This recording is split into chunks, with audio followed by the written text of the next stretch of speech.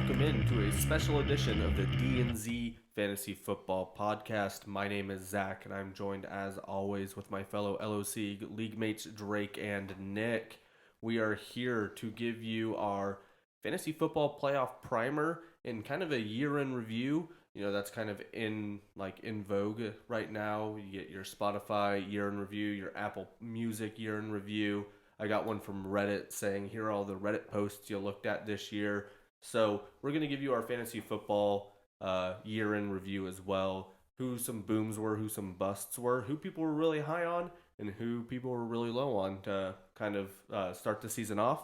So I lost my Drake, shades. why don't you kind of... I got to find my shades.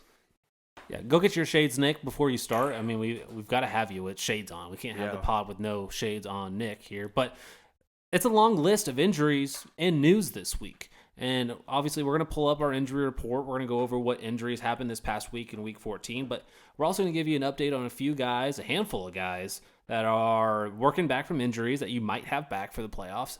Guys that are coming back from IR. Guys have been placed on IR. So there is a lot to get into. This is the most important podcast of the season. A lot of good information. If you're in the playoffs, tune in, sit back. I mean, we've got a lot to talk about, so let's dive into the injury report. This is courtesy of Matthew Betts of the Fantasy Footballers. This is where I'm pulling all this from. Sorry about that. You got your shades on. You ready? You sure? These piercing brown eyes would corrupt the footage. Good stuff. Good stuff. But, Nick, I'm getting into the injury report here. So, like I said, courtesy of Matthew Betts, the Fantasy Footballers. So that's where I'm pulling all this information from, and not just pulling it out of my ass here. But Kyler Murray. Calamari. Biggest one. RIP. Top of the list. I learned how to spell that word. Torn ACL for Kyler Murray. He's out for the year and most of next season. If you were... I mean, you got to find a pivot, man. I mean, Kyler Murray, that sucks to go down. I've got him in our LOC league, and it's not good for me. So, Kyler Murray, down. RIP. Done for the season. Brock Purdy, that rookie, Mr. Irrelevant, now Mr. Relevant, Big Dick Brock. He had an oblique injury this past week in Week 14, but he's likely to still suit up and play in Week 15. They do play Thursday, so it is a quick turnaround, but do expect Purdy to be out there. I know some people are starting him in Superflex leagues, which is super interesting. He did have a really good week, threw in a rushing touchdown. If he could do that again next week, definitely serviceable for your quarterback 2 spot. And we've got 3 quarterbacks in concussion protocol. Essentially, they're all week to week. Every concussion's a little bit different. And on average, a lot of players this season in the NFL are missing at least 1 week with concussions. But Kenny Pickett, he did practice on Wednesday, but he is week to week, questionable for Sunday. Tyler Huntley practices Wednesday, questionable for Week 15. Russell Wilson, no practice on Wednesday. That Russell Wilson concussion, that play of him, all of his weight, everything. Dude had a golf ball on his forehead. Big old fucking golf ball on his forehead. I have to quote Barstool real quick because they were just making jokes. The Pardon My Take pod. They were like, what if he wakes up from his concussion and he's like a cool person after that? And he could be like, no, that was Russell. This is Rusty Wilson. I'm cool now. That's hilarious. I was kind of thinking the same thing. I'm almost worried. He needs to maybe get a different fucking helmet. He's going to be like, fuck this helmet I was wearing. I need a whole ass new helmet now. How did he get all the way through his whole ass career without people knowing he was weird as fuck? That's incredible. That's Pete Carroll. Yeah, that's like no one was ever like, no, Russ is a weird dude. I imagine he's pretty cool. He spends 1 year outside of that Seattle bubble that they had him in, and everyone was like, you are a fucking dork. Yeah, dude's just lost his mind. But he finally had his best week of the season. Yeah. And possibly is going to miss here this week. Week 15, start of the playoffs. Probably if you He'll had be on Russell, my bench regardless. They clear him, he's on my bench. The team you have Russell Wilson in, did you make the playoffs? No. Exactly. So it doesn't even really matter. Mike White, another quarterback on the injury report here, had a rib injury. Dude got clobbered. He's expected to play Week 15 against Detroit, which is a pretty good matchup for Mike White. I think I'm rolling Mike White out there over Geno Smith this week, so kind of excited about that. We'll see if it sticks. We'll see if it sticks. But he's been your boy all year, and you're going to leave him behind like that. This is why you guys got a culture problem. This isn't LOC. You have the leader of your team. This isn't LOC. They're playing San Francisco. The best defense. But yeah, Mike White He seems like carries you to the playoffs. if he's playing, and it seems like he will be a good matchup against Detroit. It is at home there in New York. Start with running backs here now. Ramondre Stevenson, left high ankle sprain, likely out week 15. It was kind of a weird one. He got injured early, came back, and then went right back out of the game after that. So fucked up my parlay. I don't know if that's a good thing that he was able to come back, and then now it's a bad thing that he came back and instantly left. So let me tell you why it's a bad thing. Because when he went out in the first half, I'm like, okay, my parlay's fucked. But then when he comes back in just to go back out, that makes me think I have life. And I didn't. I needed Ramondre to get more than 1 point to win my matchup, which didn't even really matter to me winning the matchup. But he put up 3 points, got it done, but in brutality fashion. And I don't know if I can count on him this coming week in week 15. So Ramondre Stevenson likely out. Pierre Strong season. Exactly. Pierre Strong. We'll get to him. We'll talk about him. Dameon Pierce, left ankle sprain. He's questionable for week 15, but similar story to Stevenson. He's likely to miss. I would plan on him being out. Jeff Wilson, hip injury, day-to-day. Wouldn't be surprising to see him miss this week. He did not participate in practice on Wednesday. Dude's kind of had a bad run of it the past few weeks after having a few solid weeks, but expect no Jeff Wilson most likely this week. We shall see. Stay tuned. Raheem Mostert seems like a solid start. And wide receivers now, Deebo Samuel, left knee MCL sprain and an ankle injury. He's out 2 to 4 weeks. This looked much worse than it is. Right. Than it ended up being. He got really lucky. It seemed like he almost broke his ankle. But Deebo, I don't watch these replays. He avoids a major injury and still is able to possibly come back for the playoff run of the 49ers. But for the fantasy football season, he's essentially donezo. You can maybe even drop him if you want to. And redraft, good for Ayuk. Excited to see that. Ayuk, baby. Need him. Ayuk, I think through the roof. Should be good. Still does have Brock Purdy throwing the ball. We've seen one big dick decent game from Brock Purdy. But big dick. Big dick Brock throwing the ball. Ayuk should be pretty solid, set it, forget it type guy. Corey Davis, another wide receiver, concussion. He is week to week, and like I said, with these concussions, players are likely to miss that following week. So he's likely out week 15. This has got to be good for Elijah Moore. And Elijah Moore, we're going to talk about him more. Smash. DJ Moore, ankle injury and an MCL sprain. Basically exactly what happened to Deebo Samuel. And he's likely out week 15. He did put in a full practice on Wednesday. I found that interesting. So likely out might not be as likely as I'd like to think. But DJ Moore, keep an eye on that. Tyreek Hill had an ankle injury. It's a situation to monitor. He will likely play against Buffalo in a divisional game with playoff implications. They're going to need him out there. I think he kind of fought through it this past week, but I don't see Tyreek Hill missing this game. And T. Higgins. My God, T. Higgins. Everybody probably hates T. Higgins right now. Let's take another drink for the Sunshine Squad. Yeah, Sunshine Squad, Brooks. Got you, bud. But T. Higgins, hamstring strain. He is questionable for week 15. He played one snap this past week in week 14. He reportedly re-injured the hamstring in pregame warmups. He was designated with that injury during the week. It was removed from the injury report on Friday. So at that point, he was good to go. They think they're Bill Belichick. They think they're fucking the Patriots and can play those games, but they can't. Yeah, You're Zach Taylor. What the hell are these not coaches Bill doing? Belichick. Just because you have a one-syllable, boring-ass name like Zach or Bill. Wow. You're throwing shade at Zach right now, here, live on the pod. And Billiam Watkins here. Whoa. Not Bill. Not that Whoa. Bill. I'm Ryan from the office taking notes right now. Do it. Nice. Take all your notes. But yeah, T. Higgins did a lot of people dirty here this past week. I will drag all of you to jail. He was a limited participant in practice here on Wednesday. So T. Higgins, keep an eye on that. He is questionable. Tyler Boyd, same offense. Dislocated finger. He's questionable for week 15.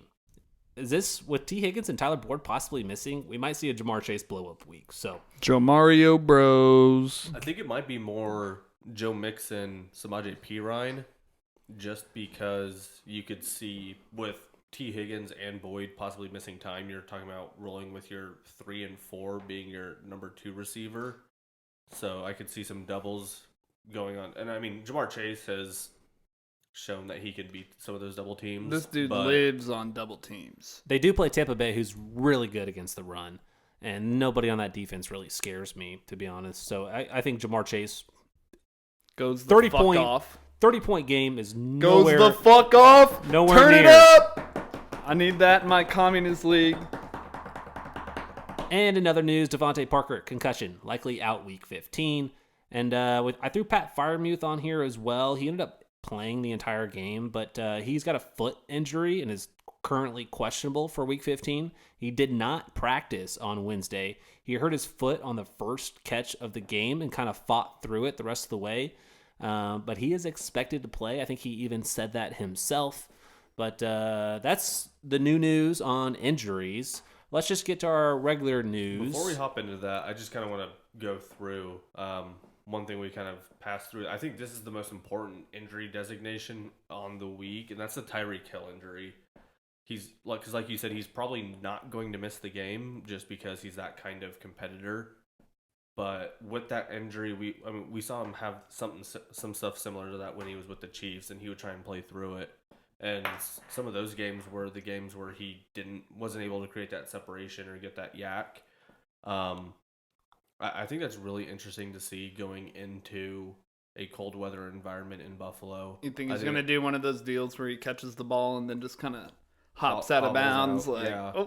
I think it's one he's going to try and fight through, and it might actually end up hurting him and possibly hurting fantasy owners. So that's one to really monitor. Yeah, and the fantasy owners only have 2 weeks to go. The worst thing just about hang that in there, boys, is even if Tyreek Hill's playing and has no injury designation, you have to play him. It's the playoffs. Yeah. You play your best players. You're stuck playing him. But yeah, something to keep an eye on. I think that's the most important one to keep an eye on. You really got to focus on that. And then let's dive into some news here. So got a couple updates on injuries, but a few guys that have been named starters for the first time this season on their respective teams. Rookie Desmond Ridder out of Cincinnati is going to get his first start in Atlanta this week against the Saints. Boo. They actually put Marcus Mariota on the IR with some type of knee injury, I believe. So he's having surgery. A week or two ago, Which is pure slander. They named Ridder as the starter, and we didn't really know about the injury at Mariota at that point in time. But it seems like maybe it was a little bit injury related, possibly not. But yeah, we're gonna see Ridder out there, that 3rd round rookie pick QB. I'm pretty sure he was 3rd round. I might be wrong, but yeah, Desmond Ridder. I think I'm going to rock with him possibly in the fantasy playoffs this week as well. We're going to talk about him down the road. Whoa, hold up. We're going to talk about him in a little bit. But we better. You're really considering that. Another quarterback getting his first start on his respective team. You're going to give a first man's start in your fantasy playoffs? You said we'll talk about it. I'll hold you to it. Jesus. Thank you. We better circle back to that. Baker Mayfield set to start for the Rams in week 15. He was picked up by JT and Company in LOC, our League of Compromise League. So that's super interesting. Baker Mayfield, probably not starting him, but a lot of people are desperate right now with quarterback position. You would start Desmond Ridder over Baker Mayfield? Yes. Yeah. What drugs? So we can address this now. Yeah, no. We are going to address this now. We're just going to fast forward real quick. Thanks for dictating the pod, Nick. You're welcome. I'm starting. What the fuck's your problem? Right Sean now, McVay wants to trade for a man. It's Baker Mayfield. And Desmond Ridder ain't played shit. Late round draft pick. And you're like, I'm going to go with that guy. I'm not going with Baker. What's your argument? Geno Smith. What's your argument for Desmond?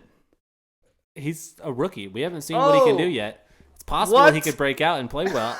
It's either Desmond Ridder, who I'm hoping has a little bit of rushing upside. That's the biggest question I've got. Yeah. But has this man's been hit yet? Has he been leveled by an NFL linebacker in a football game? He played in the preseason. And he impressed me. He was throwing some ropes. But right now, as my roster sits, I mean, it's Wednesday. I could easily change that. But it's the Superflex League. I got Joe Burrow as my quarterback 1, and I've got Geno Smith as my quarterback 2. GS. So GS, he's playing San Francisco this week. And I want to stay away from any type of San Francisco matchups as I can. And as it currently sits, we'll see if I stick to it.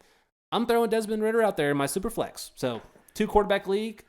Fire him up, man. Hot take. That was part of my sleepers. Here's where I'll agree with Drake.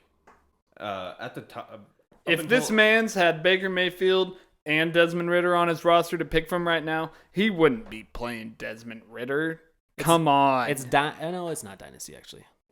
You couldn't, if you had both those guys on your roster right now and you said Desmond Ridder in his first start or Baker Mayfield after his belittled career so far, if you go Desmond Ridder, you wanna unsubscribe, unfollow, unlike everything, delete all your comments to this podcast. We'll do a gentleman's bet. I think Ridder scores more points than Baker Mayfield does in Week 15.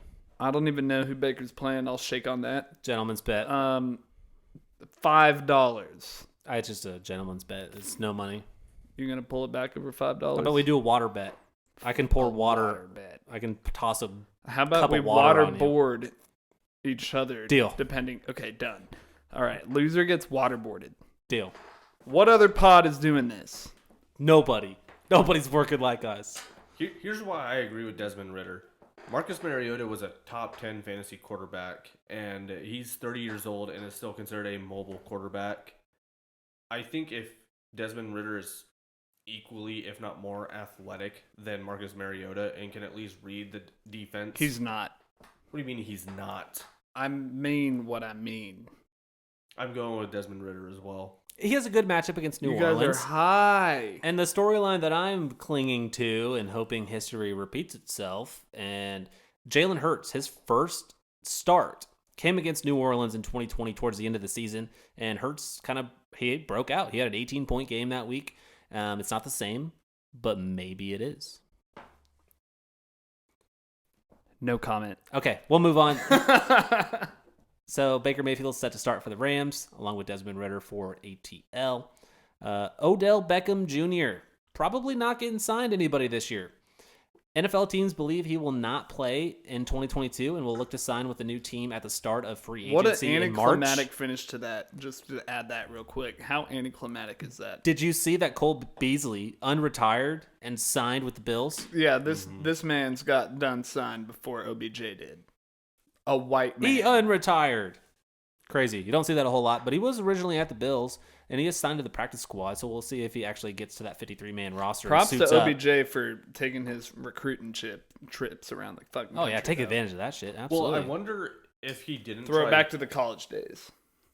Like, you're a salesperson, I was a salesperson. Like, you know when a salesperson's trying to oversell, and it's like they almost sound needy to an extent. And I think that's where OBJ kind of screwed himself, where he was going all these places. He was trying to oversell himself, and it sounded like, I'll be ready for the playoffs. I think it was part of he was doing that, but then he wanted to say, and I want a long-term contract, and no one wants to do that. Like, you're old, and you haven't played. Right. I think he overplayed his hand. I think he relied too much on his name and who he was 5 years ago. And I think his catch. Yeah, I think that's what really ended up shooting him in the foot. Plaxico burst himself.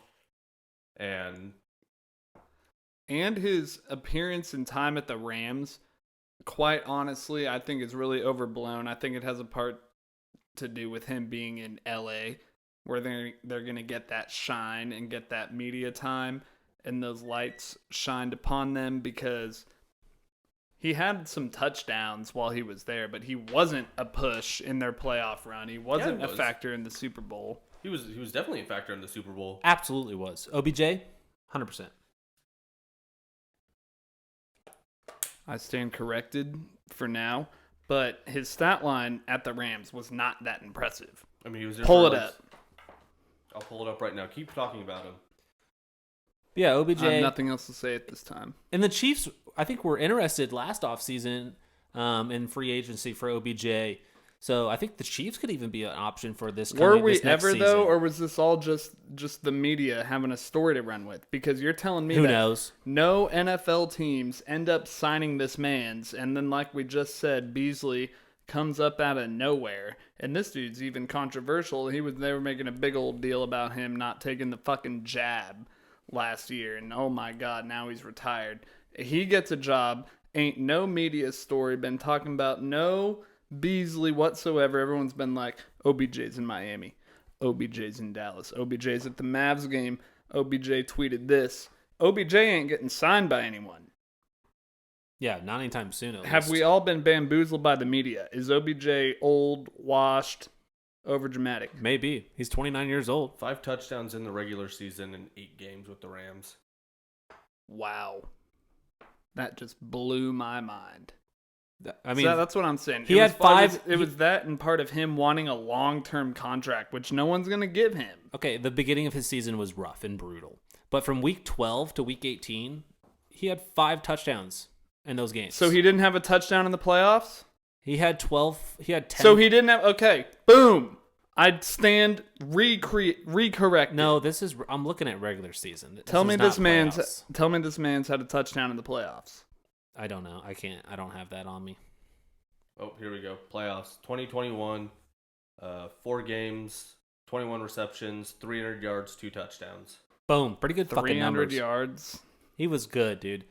In That's why the OBJ and 300 yards in 4 games. How successful OBJ was down the stretch with the Rams last year was the main thing that got me so excited for Allen Robinson before the season started. Right. And Allen Robinson didn't work out, obviously. But OBJ, keep an eye on him. Cole Beasley, back in action for the Bills, possibly. Probably not fantasy relevant. That's just hilarious to me, though, right? But, right? Is that not a fair point to make? No, it's funny, yeah. Is that not a fair point to make that Beasley has been sitting around? He's doing nothing. He was even controversial last year. And he's on a team now. Yeah. And OBJ is not on a team right now. We're talking too much about these guys who won't even play in the playoffs. But Cooper Kupp. Probably for sure. A little bit more doom and gloom here, but Cooper Kupp not expected to play again in 2022. It did kind of maybe look like the timeline would maybe line up with a possible like fantasy championship type return in week 17. So thought that could happen. Doesn't seem like it will. Rondale Moore placed on IR with that groin injury that's been nagging him the past 3-4 weeks, it seems like. So Rondale Moore. I've always wondered what a on groin IR. Injury would feel like. Not good. I've never had one. Not good. Kenneth Walker, he should play this Thursday against the 49ers. He doesn't have an injury designation at one point, and then that kind of came back and did have an injury designation, so he's technically still questionable, but they flip-flop back and forth, so a weird deal. Coaches manipulating this injury report yet again. Who knows what the fuck's going on, but K-Walk, in quotes, should play. Najee Harris, no practice for him on Wednesday. Definitely a guy that people are relying on in the fantasy playoffs. Probably likely if you have Najee Harris on your team, you didn't make the fantasy playoffs, unfortunately, but he did not practice. So he's got that hip injury. Probably plays. Something to keep an eye on. Lamar Jackson, not seen at practice on Wednesday. Probably not playing this week, it seems. And we're not sure if Huntley's playing either. Are things starting to get weird with that Lamar contract? You're approaching this part of the season. He's now currently sitting out. This is what? So the Ravens have kind of underwhelmed this year. Absolutely. And Lamar started off the year hot as fuck. I know I'm quoted on this pod early on in the season saying he's MVP right now. But that has fallen off the cliff. They still have a good record, but that kind of sucks for his contract. That's not the point of what we're talking about right now, but continue. Another quarterback, Justin Fields, he was sick today and doesn't practice on Wednesday. So not a whole lot of concern there, but he is day-to-day with an illness. Kadarius Toney, limited practice on Wednesday. Maybe we see a return from him this week, if not the following week. But From Pete Sweeney, it's expected he is going to play in some sort of capacity. Love it. Would love to see some Toney. Definitely good for real-life football and the Kansas City Chiefs. Who knows if that's going to be good for fantasy or not. Rookie wide receiver Treylon Burks. He remains in concussion protocol as of Wednesday. And he missed last week because of that concussion. And wouldn't be surprised if he misses this week. We saw Joe Mixon miss 2 weeks because of a concussion. So not practicing. And Brandon Cooks and Nico Collins still not practicing either with their respective injuries. Who really cares about these guys? They've been essentially irrelevant as opposed to just a couple weeks or two. Did Brandon Cooks actually come back to the field after that trade deadline passed, or he did? So he did, and then he still fell off that hard.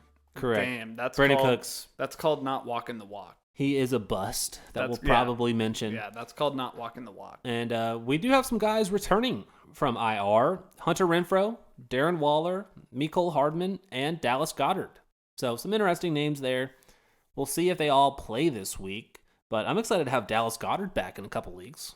I think... Is Waller back from rehab? Back from IR. I think two important names that we've mentioned here are Kadarius Toney and Mecole Hardman. Mecole Hardman, before he landed on IR or on at least the injured list, was on an absolute tear. He had two 15-point weeks and two 20-point weeks back in 4 weeks consecutively. I think. Did he actually? Yeah. He had a multi-touchdown game 1 week at least. He was really important for the Chiefs' red zone offense, and I think Kadarius Toney adds another level to the passing attack. If both of those, I don't think either of them are going to be 100% participants this week against Houston, but I think the following week we're playing Houston this week. Yeah, your championship. Oh, that's fun. Your championship week. I think is going to be huge. If you're in the playoffs and you have either of these Chiefs players, I truly believe Mecole Hardman and Kadarius Toney could play a significant role in your starting lineup. The 2 weeks that Mecole Hardman played before his injury, he was wide receiver 3 and wide receiver 6. Very good. I think we've kind of seen it with Patrick Mahomes in the Chiefs' red zone. Hasn't been quite as effective without Mecole Hardman. Mm-hmm. And it's amazing that a small little gadget guy is that important in the goal line. But we know how Andy Reid draws it up, and excited to have him back as Chiefs fans, along with Kadarius Toney. Should be good fantasy-wise. Maybe don't throw him out there this week. Maybe see what they can do. If you got a deep roster, wouldn't play either of those guys. You play 3 wide receivers. Maybe you can consider him but one of those guys for your wide receiver 3 spot. Maybe not. Me. But definitely he's a little bit sketchy. I think you wait this week, but then the next week against Seattle, I think does it. I think that might be a good possibly play him. I'm excited for GS that week against KC next week, week 16. Ready for that? I'm not excited for GS. I want to see Gino. No. Let's revert his name back to the I want to see Gino. But yeah, that is the end of my injury report from week 14 and a few updates. That was a fat injury report. There's a lot going on. It's the most important injury report of the season. You've got to pay attention to it. The longer the season goes, the longer it gets. Their bodies get banged and bruised. So Stuff's it's not unexpected to see a lot of these guys get hurt, get put on not the IR, but at least be put on the injury report. So yeah, this stuff is more important than it has all season. But we're gonna get into a little playoff sleeper segment. Talk about some guys that maybe aren't as well known, maybe not even rostered, maybe just at the bottom of someone's bench. That if you're super desperate, you could possibly really rely on these guys. And I think the first guy is pretty obvious. I've got Zonovan Bam Knight as my first guy on the list here for playoff sleepers. He's the lead back in New York. He's had 12 plus points the last 3 weeks, 65 plus yards each of those weeks. He has small receiving upside. He caught 5 balls 1 week, 2 balls the next week. And he's got a cool as fuck name. Yeah, Zonovan Knight, a.k.a. Bam Knight. Yeah. The dude breaks tackles pretty well. I think he had the second most broken tackles this past week in week 14. So Zonovan Knight, if you're desperate at the running back position, you're in a big league where you play 2, maybe 3 running backs. I'm playing Zonovan Knight in one league in the playoffs, so I'm super excited for him. I think he's projected a solid around 12, 13, 14 points or so. And then I'm sticking in New York with the Jets here. I've got Elijah Moore next on my playoff sleepers list. He had 10 targets this past week. Detroit is who they played this week in week 15. And Detroit's not very good against slot receivers. And Elijah Moore ran 66% of his routes in the slot this past week in week 14. So he should feast, especially if Corey Davis misses this week. If Corey Davis misses this week, you're going to have to find a way to jam Elijah Moore into your roster spot. He had 12 points this past week, but 10 targets, man. That's really all you can ask for is targets. And Elijah Moore with Corey Davis out, possibly with that concussion, Elijah Moore should be a damn good play. A guy that I'm going to be relying on in the playoffs in one league. Yeah. Hard to argue with either of those two guys. Next one on our list, Drake London. As we talked about earlier, it's a possible QB upgrade with Desmond Ridder there. I'm genuinely excited to see how this works out for them. As a Kyle Pitts owner, it was very, very depressing to see how they used him in the offense with Marcus Mariota early on in the season up until he landed on IR. So I'm going to keep an eye on this game just because I want to see how Desmond Ridder does. And moving forward, I want to see how he finishes out this season just to see if I have any sort of upside with Kyle Pitts. If they're able to incorporate an actual passing offense, because I think most of, like, as I mentioned earlier, Marcus Mariota is right now top 10 fantasy quarterback. All of that's from his rushing upside. Top 10 fantasy quarterback? He was, yes. I think right now he's 11 or 12. But what? I'm very excited to see how Desmond Ridder does. I think he's going to have an immediate connection with Drake London just because they're from the same draft class. So I can see the two rookies really hooking up, and I can see him doing very well. One thing I want to talk about, and it's not here on the list just yet, but we're talking about sleepers here. It's hard to talk about sleepers and not talk about rookies. We talked about Drake London. Who would you say is like a must start for your rookies if you're in the playoffs? Garrett Wilson. Brees Hall. R.I.P. That's so sad. So you mentioned Garrett Wilson. He's been hot and cold. When he's hot, he's super hot. When he's cold, he has 4 targets, 1 reception, 5 yards. Chris Olave, I'm excited to see play. He goes. If you have Olave, you have to start him. Has he There's been? no question has he about been this. the best? Better than Garrett Wilson? Yes. I'm not disagreeing with that. He's been a bit of a headache at times, though. He's very up and down. He's the wide receiver 20 on the week. He does. His last name is French. He averages the most French part of America you could be in. He will be just fine. He averages just under 14 points a week. I think that's great for a flex spot, though. Especially going up against Atlanta. He's got an Andy Dalton problem, but yeah, like Nick said, if you've got Olave, you're probably throwing him into your starting lineup. But I mean, Olave, Garrett Wilson, they have to be the two battling it out for Rookie of the Year. Give me Garrett Wilson. Olave. For offensive What rookie, are you offensive what are rookie you of the talking? year. I'm a Garrett Come Wilson. on. I'm a Garrett Wilson guy. Garrett Wilson has been a, like, here I am this week guy. And then he disappears for a while, and then he goes, oh, yeah, the Jets have Garrett Wilson. That's the kind of... Every time Zach Wilson was a starter, Garrett Wilson was garbage. And I'm late to That was most of this season. I hate it. That was most of this season. I am late to the party on Garrett Wilson. And I just picked up Zach Wilson for free. I'm pissed about it. I just bought as lowest as you can low for Zach Wilson. On Zach Wilson. As of right now, from sportsbetonline.com, Garrett Wilson is plus 200 for AFC Offensive Rookie of the Year, followed by I guess this is just Offensive Rookie of the Year, not AFC. Garrett Wilson, Christian Watson, Kenneth Walker, Chris Olave, Brian Robinson. So Olave's not even in the top 2? Olave's not even in the top 2 betting odds. He's behind Kenneth Walker. I think what helps Garrett Wilson is he's Kenneth Walker should get this award then. No, absolutely. I forgot about that man. I think it's Garrett Wilson. Go ahead and lock it in. Yeah. But yeah, I mean, we were talking about Drake with K-Walk. We were talking about Drake London there, and I threw him on the list because I'm kind of piggybacking off my Desmond Ridder hype and hope. Drake London, he had 12 targets in Week 13. He had a Week 14 bye, so he didn't play this past week. But 12 targets. Love it. Another guy who had 12 targets this past week in Week 14, Donovan Peoples-Jones. What a name. 12 targets this past week in Week 14.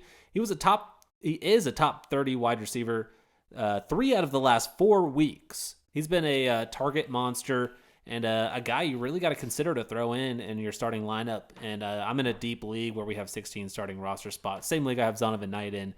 I'm rocking with Donovan Peoples-Jones this week, and I am also rocking with another Jones, Zay Jones. How about Zay Jones? 10-plus targets, 3 out of the last 4 weeks, 12 targets this past week. He's had 20-plus points 2 out of the last 3 weeks. Zay Jones, May seem a little risky, but he's a good play. He could have even had a better week this past week. I watched that game and watched Red Zone, and he had a few drops. That's never good, but Zay Jones should still be a quality play this week if you need to, and you're desperate and you're in a big league with 16 roster spots. I'm rocking with Zay Jones, I believe, so far at this point in time. So, yeah, Donovan Peoples-Jones and Zay Jones. They should be some pretty solid players the rest of the season and for some people in the playoffs. My only downside to Zay Jones, and I've mentioned this a couple times tonight, is going up against Dallas. You would expect Christian Kirk to get the majority of the attention. And Evan Ingram, apparently, as well. Fuck. Yeah, fuck. I saw a tweet. I can't remember. No, I saw it on Reddit earlier today. We were talking about Kyle Pitts earlier. I went the master. It was... Oh! Whoa. Go ahead, Zach. Sorry. Fuck you guys. This Reddit... Trying to have fun. This Twitter post on Reddit was saying that Kyle Pitts is the new Evan Ingram. What? That's bad news for Kyle Pitts. Is that a compliment? No. Evan Ingram is tight end 4. Currently. And what is the points scored from? He's averaged like 10 points. Yeah, fuck. It's the tight end position. You know how bad the tight end position has been? All he needed to do was put up 4 points this year, and he got launched in the top 5. The tight end position took some massive slander this year. Outside of Travis Kelce, it's fucked. Yes. Mark Andrews, not been good the past 5-6 weeks. He's 100 points less than, at least in our league, in our scoring algorithm. He is 100 points less at tight end 2, which is wild. I do wonder if in the not so distant future we start seeing kind of a transition of the tight end position. And I think we've kind of started to see it with like people like Kyle Pitts, Kyle Trask is the quarterback. Who's the Trey McBride. I think we're gonna start seeing a lot more big, like Travis Kelce-esque tight ends, more receiver tight ends come into the league. Because Kyle Pitts was supposed to be that guy. I'd throw Pat Freiermuth in that same discussion. We've only had 2 of these dudes. Travis has been doing 3 what of these he's been dudes doing ever. for the last 7 years. You got to think. Tony, Gronk, Trav. No one's done what they've done. No one's even come close. No one's even demonstrated they could come You're not close. talking about Gronk. You're not even talking about... I said Tony, Gronk, Trav. Antonio Gates. Tony Gronk. Okay. What the Gates. fuck? Okay, I'll throw him in. Shannon There's Sharp. 4 of them. Shannon Sharp? Now we got a long gap here in between. But no, I'm saying like there was Shannon Sharp, and then as Shannon Sharp was coming into the league, like establishing himself, Tony G came in and was like that dude. Dallas Clark was good back in the day. Yeah. What's it? The Cowboys tight end that was there forever. Jason Witten. Jason Witten. He was pretty good. He wasn't like that though.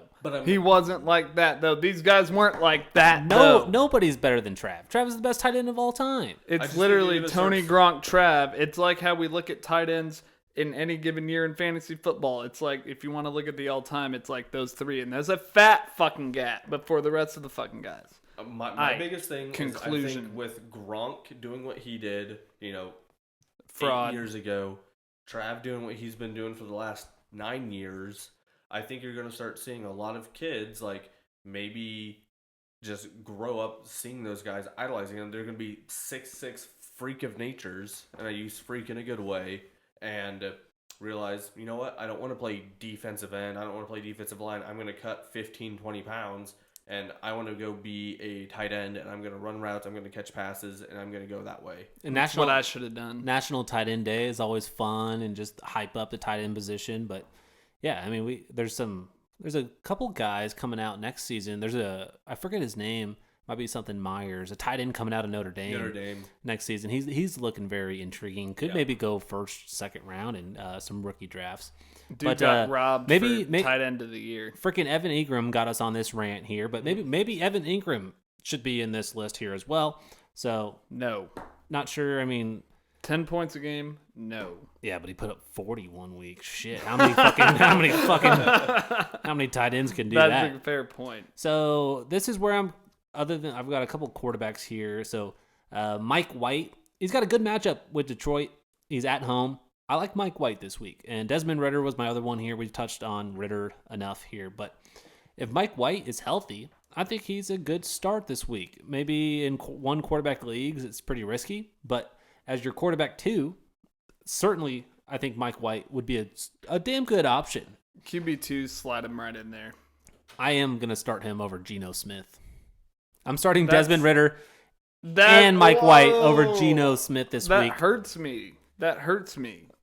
We'll see if I stick with it, but that's kind of my plan. I doubt you will. Right now, you're just excited. You're going to talk me out of it, so fucking stop. I'm thinking clearly right now. You don't listen to me. You're just excited right now that you got a rookie quarterback who's going to come in. What happened to Malik Willis when he came in this year? Hey, I'm in the playoffs, and you're just pissed that you're sitting at home on the couch. I ain't pissed. I got the 1 and 2. I ain't pissed about shit. I'm in the playoffs in other leagues. That satisfies my full fantasy satisfaction that I need. Hate tanking, hate rebuilding, but you'll flaunt that you have the 101 and 102 all day over a fantasy championship. Do you think that you're just a little bit excited that it's a rookie who's never started yet? Yeah. Is there a little bit of that? Yeah. So don't let that pull you away from what GS has done for you all year. He's playing San Francisco. How did he do last week? I don't know. How did he do? Not last week. The first time they played the Niners. 8 points. Pull that up. 8 points. I already looked it up earlier in the podcast.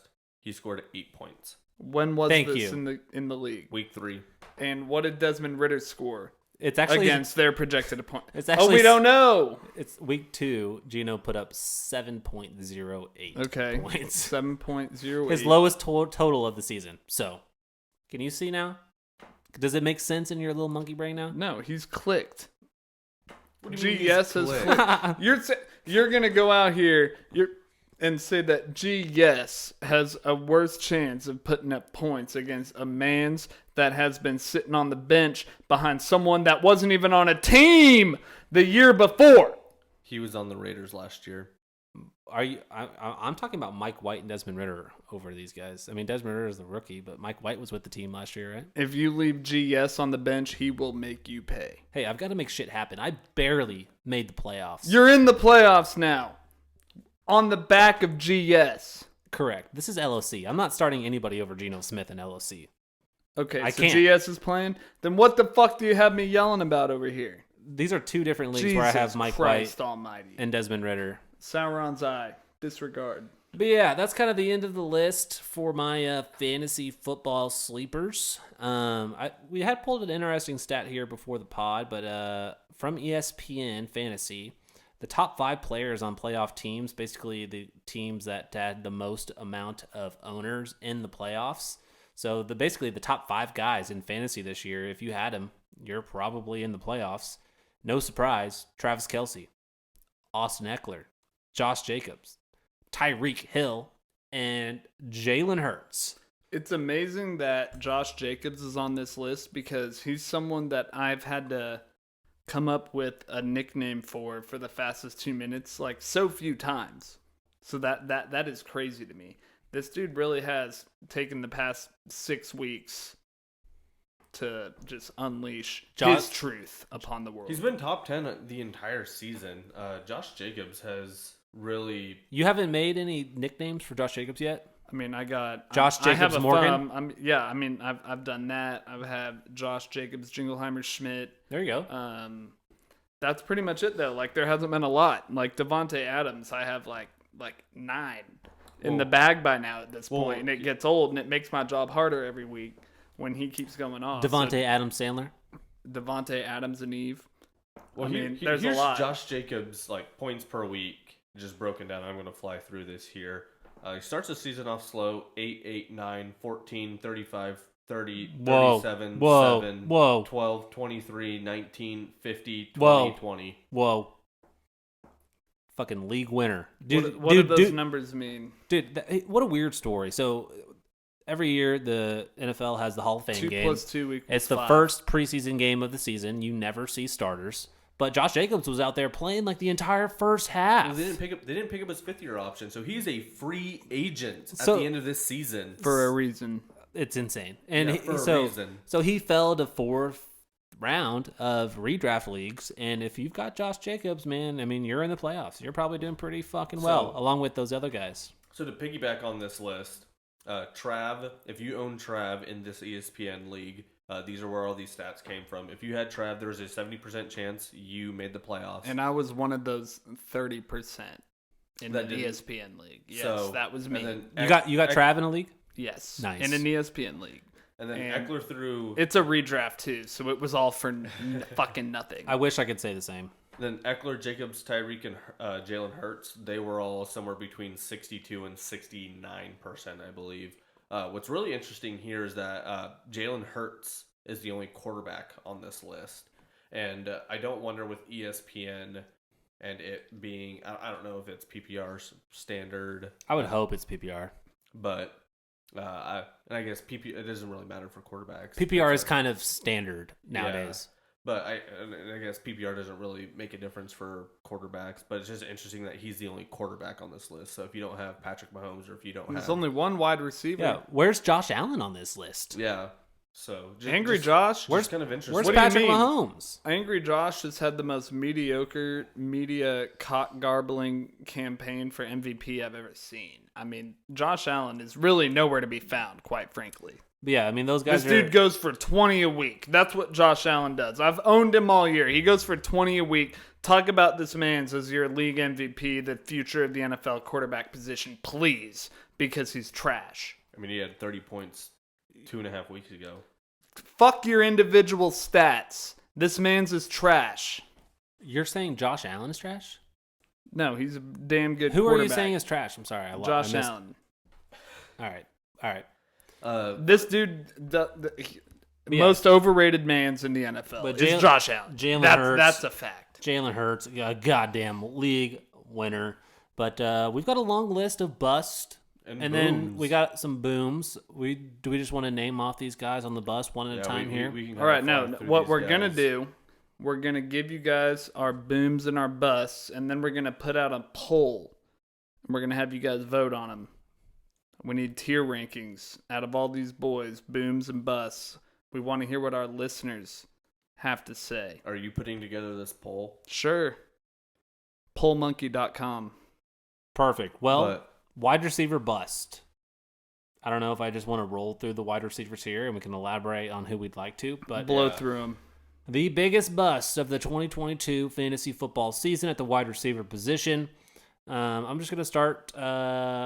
from the guys who are at a better spot currently and maybe not quite as big as a bust. But I'll start with Michael Pittman here. He is at wide receiver 22 this season. There was a ton of excitement and hype for him in the offseason. And I did in one league, drafted him to be my wide receiver 1. That is a big letdown. I haven't actually thought deeply about him yet. I think the Colts in general have kind of been a letdown this season. He was going off last year. Taylor and to he's really let it down this year. From Jonathan Taylor to Michael Pittman to Matt Ryan. I think the Colts have really been a letdown. I really think as a franchise they kind of have to get to a point where they need a complete reset. I mean, they still have T.Y. Hilton on their roster. Obviously, these getting old quarterbacks onto their to be their starting quarterbacks isn't working for them. Sam Ehlinger didn't really work. They named him starter, and then they immediately went back to Matt Ryan. So I think the Colts really have to really look at their war room and figure out what they want to do with this draft. I think these next two draft classes for them are going to be really important. Yeah, I mean, it's funny because, in the offseason, we talked about it, and we were optimistic about the Colts this season in 2022. And we almost kind of compared it to how Matthew Stafford went to the Rams, won a Super Bowl. That was Tom Brady went to the Bucs, won a Super Bowl. Maybe Matt Ryan, he's not going to go out and win a Super Bowl maybe, but maybe he could have a pretty good run, have a playoff run. Have they been officially eliminated? Because I have a physical bet slip out in my cabinet. Oh no! For the Colts to win the Super Bowl. I don't know if they've. I'm going to burn that tonight. I don't think they're officially eliminated from the playoffs, but certainly not looking good. 4-8-1. So. They're not winning the Super Bowl. I'm burning it tonight. Michael Pittman, wide receiver 22 on the season. Not quite what the preseason hype was. And below Michael Pittman is another Michael, but he goes by Mike Evans. He's the wide receiver 23. on the season. Michael Evans. Mike Evans had a good start to the season, but the past handful of weeks, Mike Evans has been like non-existent. That whole Tampa Bay offense has got a whole similar vibe as the Colts. Veteran quarterback, not playing as well as he used to. Mike Evans, wide receiver 23. He is a wide receiver 1. That's what you were hoping for with Mike Evans, most likely. And Mike Evans has been a complete disappointment. And, I mean, he's still wide receiver 23, so it's not like he's god-awful. But compared to his ADP, yes. Like, you draft him expecting him, like, in a redraft or a dynasty startup, you're probably drafting him to be a wide receiver 1, fringe wide receiver 2 type player. And, yeah, as wide receiver 23, that's not what you're expecting out of him. Yeah, these next guys are going to be fun to talk about. These guys have been absolute, complete, and utter dog shit and underperforming to the absolute fullest. Let me hear it. Gabe Davis, wide receiver 30. Trash. DJ Moore, Trash. wide receiver 37. Cortland Sutton, Trash. wide receiver 41. Brandon Cooks, Trash. wide receiver 50. And then last but not least, A-Rob, Allen Robinson, Trash. wide receiver 66. Trash. Obviously is currently on IR.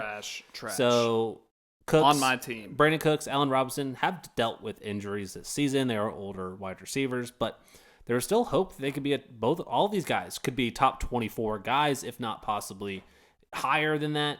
But I mean, Michael Pittman, Mike Evans, Gabe Davis, DJ Moore, Cortland Sutton, Brandon Cooks, Allen Robinson, all of these guys are on. Last time I let fucking Lance Refiguration talk me into drafting someone, I was right last year about Debo, and I let this same guy talk me into drafting Allen Robinson this year when I wasn't totally sold. Anyway. I know I drafted too much Allen Robinson. I drafted too much Cortland Sutton, and I deeply regret it. But I wasn't on Cortland. In hindsight, and Gabe Davis. In hindsight, the Cortland Sutton, you look at Russell Wilson in the offseason as an upgrade over what he has had in the past. Huge. And it was a downgrade. Huge upgrade. upgrade. It was a downgrade. Yeah. That's the funniest shit. He has been dealing with some injuries this season, so he hasn't always been on the field. Him and Jerry That wouldn't Jeudy, have helped if he was on or off the field. I mean, if him and Jerry Jeudy are both on the field, I think that's a lot harder to guard and defend as a defense. We might have had Jerry Jeudy on this list if it wasn't for his 3 touchdown performance this past week. That's very true. You could have him like there. You mentioned Deebo Samuel, who's actually wide receiver 21 right now. And that should have been on the list. Late edition, Deebo Samuel, wide receiver 21.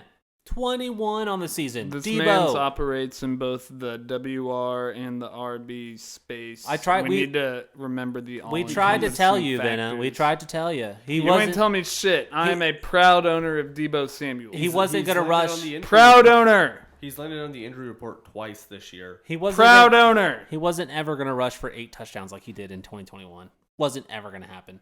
You've seen the same thing with James Conner and Leonard Fournette as well. If only Brock Purdy was quarterback all year, this would be a different conversation. But yeah, if you got those wide receivers, you're down bad. It's not good. You regret it. These running backs are almost worse. Yeah, these running backs aren't fun. I've got 3 of them here. And like I said, we maybe should have thrown in, who did I just say? James Conner and maybe even Leonard Fournette. I mean, you kind of did expect them to be wide receiver 1s. I mean, they both rushed for like 10-plus touchdowns last year.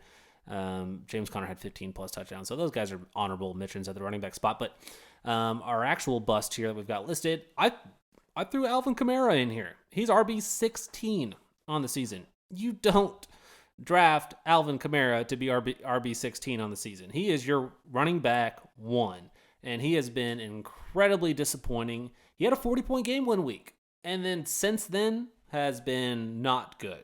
RB16 on the year. Alvin Kamara, he's been a bust. Things could change for the future in the next few weeks. Mark Ingram is out with an injury, so we could see a little bit of a bounce back, but his overall season, not what you want for out of Kamara. Well, you don't have him here, but Najee Harris, that's another one that is high, had a super high ADP. I mean, I'm in some startup dynasties or even redraft, I'm sure he had an ADP in the first round. Oh yeah, if you drafted Najee in redraft, my God. But yeah, you're exactly right. He is running back 17, just behind Alvin Kamara. Yeah. You drafted him in the first, second round, just like Kamara, and it's not worked out. And I mean, save a 30-point game in Week 11 against Cincinnati, he could be even lower on this list. He had a 2-touchdown, almost 100-yard, or over 100 all-purpose yard game that week. So, I mean, if he doesn't have that kind of week here, you're probably looking at running back 22, running back 23. And you're probably, with Kamara, you're probably forced to still start him this week. But if you're able to skate by in the playoffs and Kamara doesn't show out, I mean, you might have to consider starting someone over him. So it's super interesting. If you're someone that skated by without Kamara in your playoffs and you're into your title game, then I would just keep doing what you're doing. Yeah. You're working on witch's magic. And you're absolutely right. I mean, it's the fantasy football playoffs. You got your studs. You play your studs. Sometimes it's that simple. You don't need to think about it. Next running back here, and we're kind of jumping backwards in the rankings here. I've got two more running backs I wanted to talk about. There's probably others we could throw in and might bring up and think of as we talk about these guys. But A.J. Dillon, Green Bay Packers, running back, RB29 on the season. Beautiful. You like that, don't you, Nick? I love it. I absolutely love it. You traded A.J. Dillon away. I was right before the season started for a first-round pick that turned into the 101. It's so you, great. My friend. Yeah, clap it up for me. Honestly, it might be the best trade that I've seen across fantasy and dynasty fantasy football. The fun part is I was sold on A.J. Dillon preseason. I thought this dude was about to take over. I don't think you were the only one. I don't think you were the only one either. I think a lot of people... RDC22, he was about it. I made a trade with A.J. Dillon in Dynasty. You want to hear it? Yes. So I had A.J. Dillon in a Dynasty League. I packaged A.J. Dillon with my 107 and got the 102 in the rookie draft 2022. So the 107 turned into Dameon Pierce. I picked Drake London at the 102. Long term, Dynasty, love it, would do it again. Pair Drake London with Desmond Ridder. I think you got a winner there. Exactly, bro. Desmond Ridder. I do, just a fact check, I do have Desmond Ridder on that same roster that I have Drake London. You guys are on crack. You guys are still holding to these quarterback takes that you had at the beginning of the year. I'm not saying... You saw what happened with Malik Willis. I'm not saying there's long-term upside. You saw what happened with Malik. They're throwing Ryan Tannehill back into that shit show because they put in Malik, and we're like, fuck. I mean, come on, guys. Desmond Ridder. I'm not saying there's long-term upside. I just think if you're desperate at your quarterback 2 spot, he's not the worst guy to roll out. No, I agree. I think you still do the same thing with Malik Willis. I think... with Malik's trash. I do think he's discount Kyler Murray. I mean, come on now, folks. I think this might be a hot take, but I do think it's maybe sizzling. Atlanta's offense might be a little more explosive than Tennessee's. If you take the running back position out of the equation, I think their offense is a little more explosive than Atlanta's. I think Atlanta's is a little more explosive than Tennessee's. That's a little hot takey. Is there an earthquake? Because one team has Derrick Henry and the other has Cordero Patterson. It's a little hot takey, but I don't mind. If you're looking strictly at the passing game, and if you're eliminating the running back position, I mean, you can even keep the running back position. I don't even know a wide receiver for the Falcons, to be quite honest with you. Really, Drake London. What's he done this year? He's been a bust. Is he on our bust list? No. He better be. He's a rookie. God damn. Okay, rookies were exempt then? But yeah, okay. Fuck. Yeah, get us back on Would you rather have Drake London on your... I would rather have Traylon Burks than Drake London. Oh, that's a hot take. Drake London is my playoff sleeper, bud. Pay some respect. Why? Let's get into this thing. Because I have to play him. It's a 3 wide receiver league. It's either Drake London. Because I have to play him. That's not a good argument. That's not a good argument for. I already gave my fucking argument on Drake London. Dude had 12 fucking targets this past week. I have Drake London in one league. I hope he works out, but he underwhelming. You're telling me that underwhelming? There's no possibility that Ridder is a passing upgrade over Mariota. You're saying there's no chance that that's a possibility? There's always a chance. Exactly. Thank you. That's what we're betting on. It's all about luck. I'm not saying there's long-term upside. G.S. Smith for that man. I'm desperate for a dub, man. I sneaked into the playoffs. I shouldn't even be here. But yeah. AJ Dillon, running back 29. Next running back, Cam Akers. My God. AJ Dillon, but did the Desmond Ritter again. I was a big Cam Akers guy in the offseason. I didn't end up actually drafting him on any teams, thank the Lord. But I was actively trying to trade for him in our League of Compromise league. This year while he was sitting injured? Yes. Okay. No, it was during the offseason. So Cam Akers, he had an Achilles tear and missed most of last season. All of it, I'm pretty sure, actually. Mm-hmm. And I was trying to acquire him. He's RB 53 on the season. Been bad, still maybe dealing and not 100% from that Achilles injury. We do kind of see it does maybe take more than a year, which is not surprising. Donta Foreman, after 2 years, finally kind of got back to his, pre-injury self. Maybe Donta Foreman's not fantastic, but he's decent. And it's funny, in the offseason, Amon-Ra St. Brown went off towards the end of the season. And I'm looking at it like, Amon-Ra, that's the perfect sell high candidate. I'm going to try and sell high on Amon-Ra. Don't sell him. And there's no DeAndre Swift. Sell him to me. What do you want? Hold on. This is last season, at the end of the season. And I'm initially thinking there was no DeAndre Swift. There was no TJ Hawkinson. That was the only reason Amon-Ra played well. And I was trying to sell him. I sent an offer to the Cam Akers owner, JT and Company, in our LLC league. I sent Cam Akers. Did he start fire over some AstroTurf? No. But the trade I sent for Cam Akers was Amon-Ra and my 2022 first-round pick, which was the 108. And it was declined. Thank God, because didn't we talk about a trade he declined last week that was also a trash move by JT and Company? Yeah, it's crazy the type of trades that happen in the offseason that get declined that in when hindsight should have been absolutely smashed except on them. But yeah, Cam Akers. Aaron Rodgers trade with Arrowhead Choppas. I mean, it's trash. Arrowhead Choppas are trash. You mean Galactic garbage? No, Choppas are trash. Aaron Rodgers, did you trade? You traded Aaron Rodgers to Galactic Beyond Empire. trash. I did. It's not even funny trash. Nate offered a trade for Aaron Rodgers that I declined, and I would have to go back and look for it.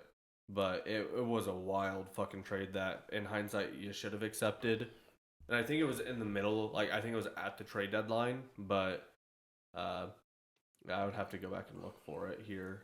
Yeah, this is what makes Dynasty football, honestly, so much fun. I mean, what happened the past season and even the hype that are around some players, obviously there was a ton of hype with DeAndre Swift this season, and he honestly hasn't been the best in DeAndre Swift that you were hoping for, but I'm such a big fan with Dynasty football and fantasy football. It's just so much fun. Here it is. Justin Fields and Josh Jacobs for Aaron Rodgers. Wow. Yep. Jesus. But that was you sending the offer, and he declined it. He sent it. Okay. Got it. I declined it. Jesus. That's because of Justin Fields. But you should have took that. I should have in hindsight. Oh, man. But in the moment, how did what are we talking about right now? He got an offer for Aaron Rodgers from Arrowhead Choppas. It was Josh Jacobs and who was it again? Justin Fields. Justin Fields for Aaron Rodgers. Should have done it last year. It's crazy. Got to be on your toes. I can't wait till the offseason comes around. I'm going to be sending fucking trades everywhere. It's just crazy that Cam Akers 2 years ago was a league winner for a lot of people. And yeah, I remember that. He got so much carries, so much action. Yeah. Did not come to fruition. Maybe a good buy low candidate this upcoming offseason. If you can throw a second-round pick, third-round pick, I'd do that all day, to be honest. We got one tight end here on our bust list. You could probably think about a couple others, but there's one glaring bust at the tight end position. Tell us. And that's the unicorn Kyle Pitts. Tight end, obviously he's on IR, has missed a bunch of weeks consecutively here now. He's a tight end 25 on the season. And, Kyle Pitts. My question is, has he even shown any signs of good hope? Or are we still rocking off what he did at Florida? So, come on. Last year he was tight end 7. But what does that mean? That's trash. Tight end 7 is trash. So, for a tight end to go over 1,000 yards in his rookie season is, unheard of. That doesn't happen. But he never Like, he was never a factor in anyone's victory. Okay, but Kyle Pitts, his He talent... was more of a factory of defeat. Kyle Pitts' talent is not the problem. Him going for 1,000 yards is him going for 10 yards, 50 yards. Okay, that's irrelevant. 70 his yards, situation is what's yards. fucked. The talent is there. Exactly, but I want By points. I want points. Kyle Pitts. Okay, I want points. Your 2021 points as a rookie. 7, 13, 6, 10, 27, 23, 4, 10, 10, 6, 5, 9, Boring. 12.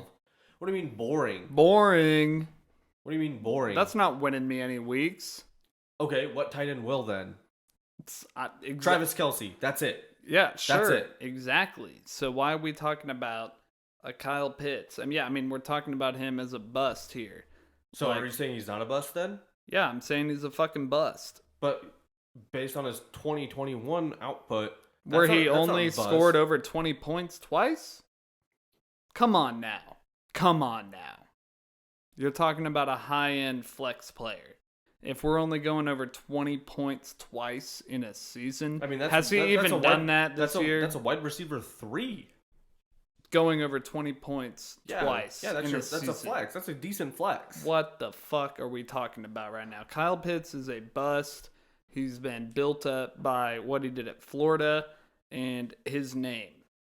And everyone throwing their weight behind him. I disagree. He has proven nothing.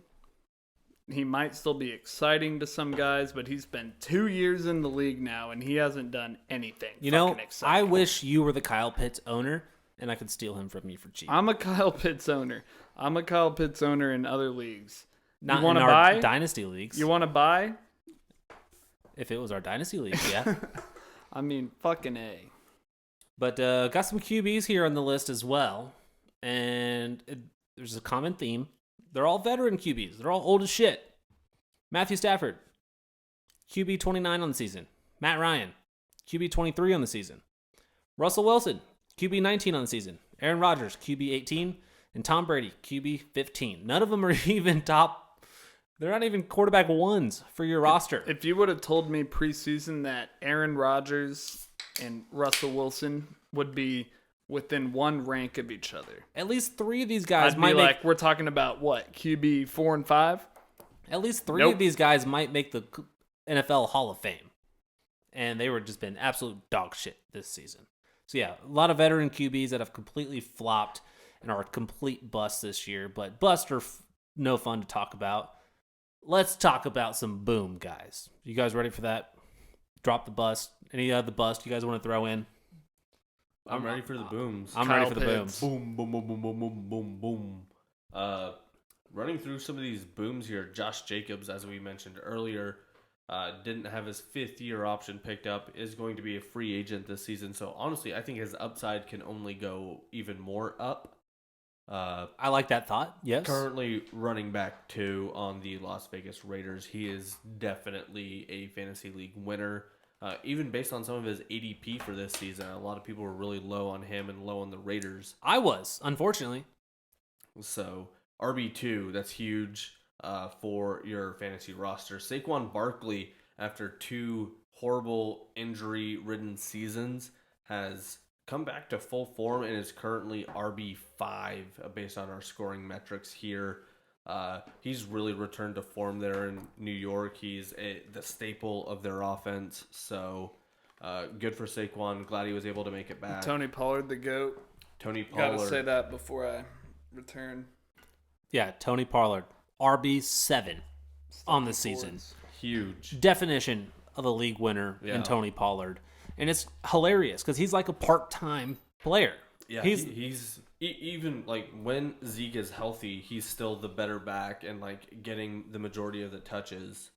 So he's listed as like the RB2 in their offense, but he's really RB1.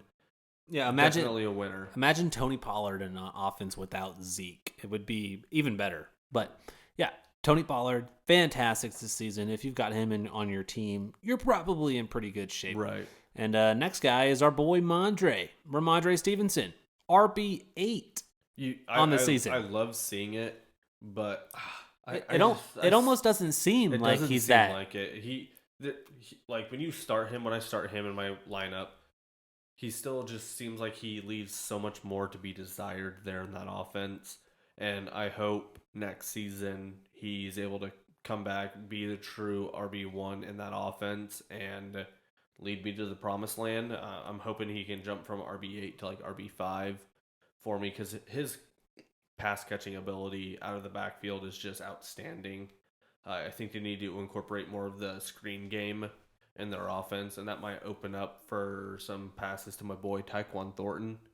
That's neither here nor there, but RB8 Ramondre, he's been really good, consistent player. I think right now he's still just a flex liability, but I think he's a solid running back 2, and he's going to be locked in at the running back 2, running back 3 position for my roster in one league next season. Super excited about it. And I mean, he puts up consistent numbers, but he's never had that huge spike week. The most points he's scored in a week is 25, which is fantastic. But I agree, there is a little bit more to be desired from Ramondre Stevenson, but it's hard to complain at that price being at running back 8 on the season. I mean, he did have a streak. We're looking from weeks 3 to week 9 where his streak was 20 points, 13 points, 20 points, 25, 24, 21, 16. And before the season, I mean, he was the backup. Damian Harris was still there. Damian Harris had a fantastic season the year before and was the starter. And things have changed. Damian Harris has dealt with injuries. That's kind of helped with that with Ramondre. But Ramondre he's almost a workhorse back. He does work in the passing game, and I think next season certainly has top 8, top 10 upside next season. And the next guy I've got here on the list is Miles Sanders, RB10. Miles Sanders. Miles Sanders went from a guy. Say his name right though. Sing it. I forgot what you said. What is it? You know, I'd walk 1,000 miles, Sanders, if I could just sneak in and draft you. Yeah, Miles Sanders. He went from telling the fantasy community to not draft him, and now has gone over 1,000 yards and is running back 10 on the season. Miles Sanders has been very good this season. Jamal Williams, running back 14 on the season. This is going to be probably... I have to own up to that one. His Hard Knocks, when he was crying, I was making fun of him. I said, this is going to be a meme of the Detroit Lions season. Wrong. Dead wrong. Jamal Williams has been fantastic. He really benefits from 1-yard carries on the goal line and snags a lot of touchdowns that way. He's got he's top 3 in touchdowns scored, I believe, this season, around there, right behind maybe Travis Kelce. Maybe he is second. But Jamal Williams has been excellent, running back 14 on the season.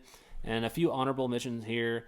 Rookies, Kenneth Walker, Breece Hall, Dameon Pierce, at their ADP, have all been fantastic this season. And I threw ETN in here as well. He's not a rookie, but you did kind of pick him later in the round, and ETN hasn't had the best weeks the past few weeks, but ETN has been really good for your fantasy roster, so that kind of rounds out the running back booms of the season. Let's talk about the quarterbacks. Some fun names here to talk about. Our boy, Jalen Hurts, quarterback 1 on the season. My God. What a turnaround for Jalen Hurts. And I remember even being myself skeptical of Jalen Hurts at the end of the season last year. I was thinking of the possibility of him not even being the quarterback in 2022 and possibly them drafting a guy going somewhere different. But obviously they looked at the 2022 QB class. They took him in the second round and everyone asked questions. And then he played his first 2 seasons and everyone had their questions. And you give this man some stability and some weapons. And A.J. Brown. And he went to work. Do. He went to work. And he's been a guy, even in college and now the pros, that has just upped his game a little bit more each and every year. It's kind of he's like playing better now than he ever did in college. It's like a Josh Allen type arc to his career in the NFL, and you love to see it. That rushing upside's amazing. He's in a top-tier offense there in Philadelphia. And, I mean, Philadelphia was always a big run-first team. You didn't... I mean, we talked about it in the offseason, how they were maybe going to convert to passing the ball more, especially after that A.J. Brown trade, but you didn't know. You hadn't seen it yet, but Jalen Hurts has been absolutely fantastic. Once again, you got Jalen Hurts. You're in pretty good shape. I'm so mad because I tried so hard to trade for him in the offseason. I packaged a first-round pick and Devontae Smith for him to Blair, and he just wasn't having it. We got to give Blair props on that. Yeah, he sticking to his guns. Good of him to not trade him away. Did we get Blair in here next week for the final going into the championship weekend pod? I do think we need to try and get whoever's in the final. I guess is that in 2 weeks? We'll know after this week. Yeah, so we've got week 15, and then we've got week 16, and then 17 a week after. Oh, we'll know after this week. Our finals are week 17? Correct. We'll know. There's 18 weeks. Okay. Just like last year. Weeks, okay. Yeah, next quarterback on the boom list, guy who really outperformed his ADP. Say his name. Probably a guy that wasn't even drafted. Say his name. In redraft. That's our boy. Trevor Lawrence. GS. Geno Smith, quarterback 6 on the season. Obviously, he's a guy that was drafted early in the first round to the New York Jets and has kind of been all over the place. Haven't seen it, but with Russell Wilson out of town, Geno Smith, he won the job over Drew Lock and has performed fantastic. It was never a contest. And it's possible that they even lock him into a contract, and he's the starting quarterback starting next year. Not saying that they don't address the quarterback position in the draft as well with their top 2, top 3 pick from the Broncos. And the QB heavy draft. But Geno Smith, he's been fucking fantastic. He has saved my season in multiple leagues. God bless you, Geno Smith. GS. Keep it fucking rolling. Name. Week 16 against Kansas City, the dude's going to win leagues. Next guy, quarterback Trevor Lawrence. Had a shaky first year as a rookie. I think that's part of the problem was I Urban think he Meyer. needs to cut his hair. So no Urban Meyer in town. Trevor Lawrence is the quarterback 7 on the season. I think Doug Peterson has a lot to do with that. Like you said, Urban Meyer, just not an NFL coach. Might not. There's a lot to be said about Urban Meyer, but yeah, it was almost like he didn't even have a rookie season. Even some other players in Jacksonville were felt bad for Trevor Lawrence and how he didn't even have a real no one feels bad for Baker Mayfield. Season. That's another discussion. Correct. Absolutely. Fuck Baker Mayfield. But yeah, Trevor Lawrence definitely turned it around this season. And looks really good. The additions of Christian Kirk, Zay Jones, and I'm pretty sure they brought in Evan Ingram. Those 3 guys. Arab money. Jesus. That Arab money. They're all they've been great. Deep. They've been great. They've done very well.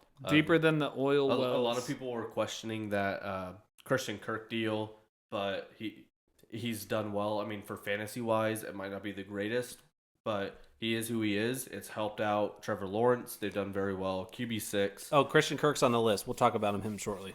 But yeah, so coming here into receivers, are we going top down or bottom up? Just start from the top. All right. AJ Brown, a lot of question marks with him going into Philadelphia, but he remains him. Currently wide receiver 5 in our I feel like he's a scoring metrics. DK Metcalf plus, not a discount DK Metcalf. He's a DK Metcalf plus. Yeah, he's his own deal. He's the swole Batman. Right. AJ Brown, he's great. His connection with Jalen Hurts is great. They're like best friends. And we talked about it in the offseason. There's no reason for AJ Brown to not be good, along with Devonta Smith. Devonta Smith's been good too. But yeah, AJ Brown, wide receiver 5. Love it. Yep. Going to wide receiver 6, not far down. Amon-Ra St. Brown, wide receiver 6. I think Detroit is locked and loaded to make a wild card run next season. I think, or win that fucking division. I'm so interested to see what they do with the quarterback position. I hope Jared Goff is fine. They might be going through the Alex Smith phase of a rebuild right now, where it's like we got these dudes, everywhere, and we just need some quarterback. I hope they draft a quarterback because I will be so fucking excited for that guy. But who knows? Like you said, they could pull an Alex Smith type deal and just rock with Jared Goff for another year. Well, here's the deal. Jared Goff is under contract. So I guess the team has a potential out after this season. If they keep him, they have cap hits of $30 million and $32 million the next 2 years. I would try and restructure that, try and renegotiate that contract, say, hey, we'll move this out to next season. We'll try and move you like you said, keep him in like the Alex Smith role for a potential new quarterback. But I mean, I think he's done perfectly fine. I mean, this guy is 3 years removed from a Super Bowl run. I think they have the perfect weapons. We just got the first glimpse of Jamison Williams in that offense. They have Amon-Ra St. Brown, who's a running back. It always is it not Dobbins? Swift. They have Swift. Jamal Williams has done super well. I mean, he has his first top 10 fantasy output this year. He's done super well for that offense. I think this offense is fine. They just need to build some defense around it. Yeah, and I think this is a really good team. I don't know if you need to necessarily go after a quarterback if you're willing to spend this kind of money on Jared Goff. Right, and regardless, for Amon Ross' sake, if Jared Goff's quarterback next season, he should still be just fine. So Amon Ra, wide receiver 6 on the season. He's been absolutely fantastic. I made a bet with Blair in the offseason, and Blair did not believe Amon Ra would be a top 24. That was the worst fucking bet wide receiver. Put $20 on that it. Was hilarious. Believe it or not, I should have upped that stake, but that's easy money. Easy money.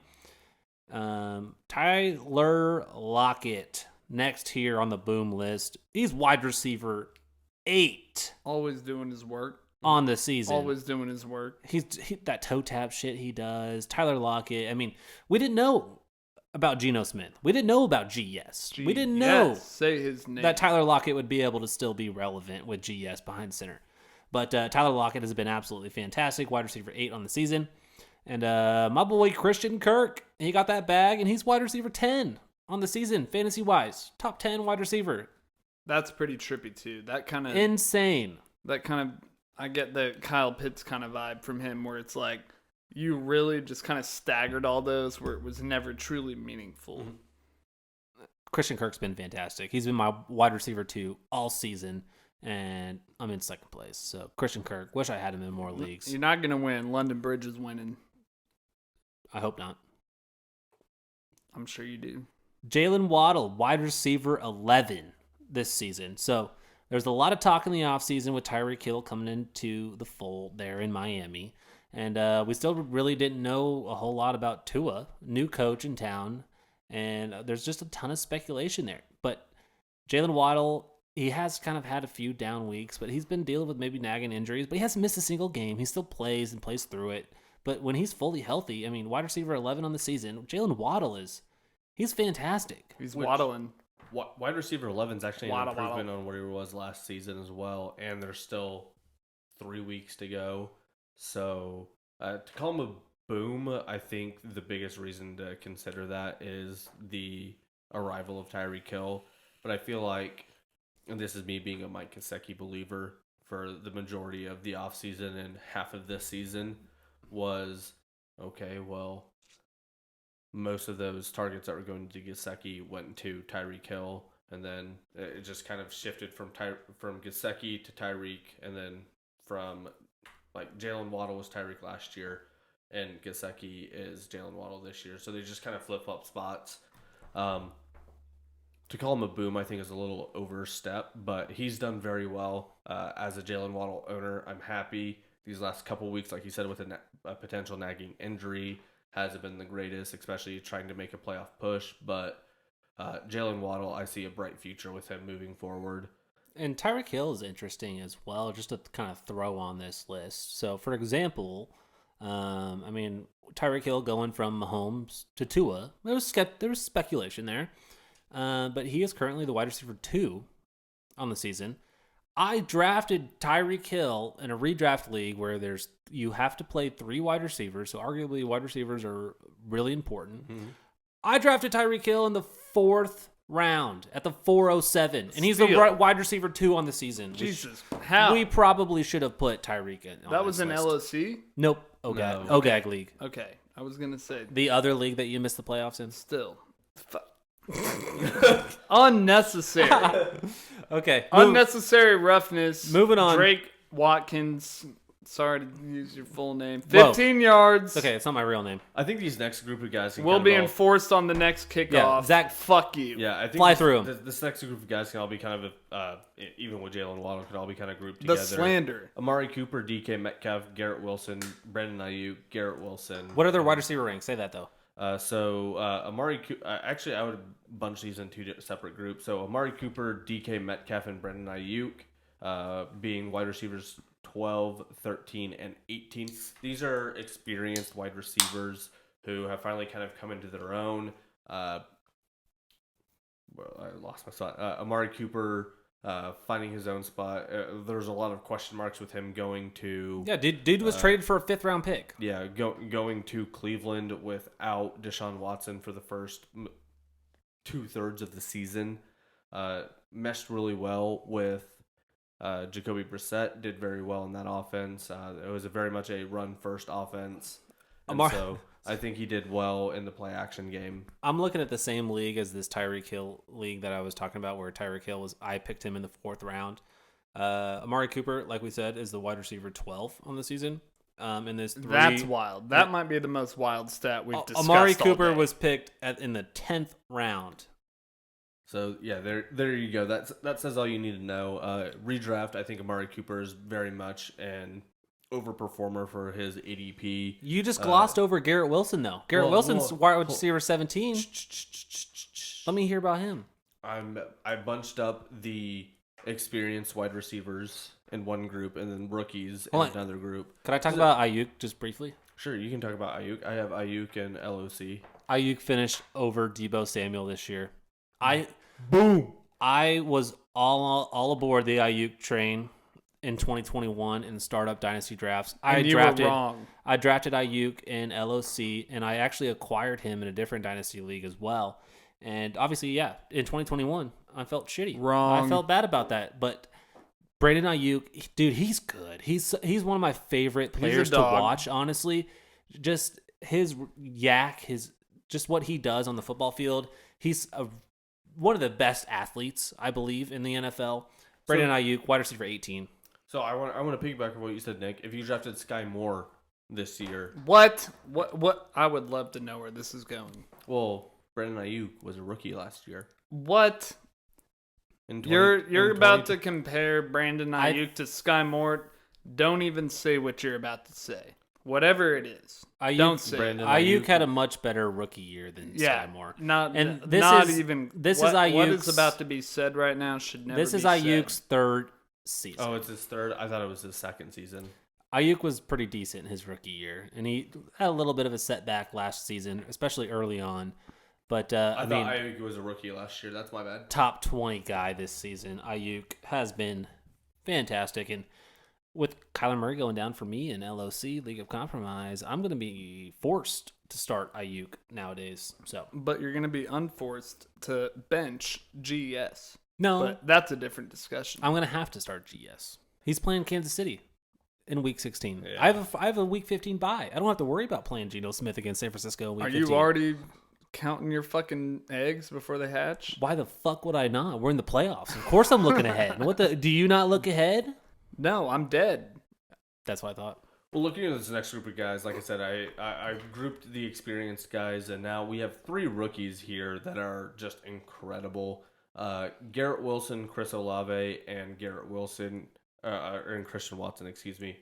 Garrett Wilson, wide receiver 17, Chris Olave, wide receiver 20, and Christian Watson is wide receiver 43, but is really coming into his own there in that Green Bay offense. Yeah, it took him a while, but he's 20 points, 20 plus points in the last 4 weeks, which is truly incredible.